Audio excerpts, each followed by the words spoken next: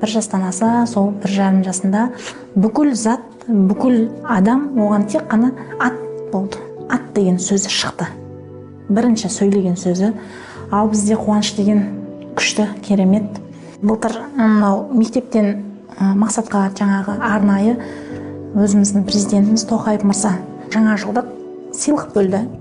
Сөйтіп мақсаттың шотына 100 000 теңге аударды. Жаңағыдай сөйтіп оған папасы жаңағы бірінші есімізде ғой, бірінші ат деген сөзді айтқаны. Содан папасы айтты: еш нәрсені алмаймыз, өзіне ат алып береміз. 2-3 ай айлығым жинадым, бөліп Қызыл мал базарынан алдым, өзіне апардым, мінгізіп көрсеттім, асау болса құлады, болмайды, жуасын алдым, содан мінгізіп келіп жатырмын.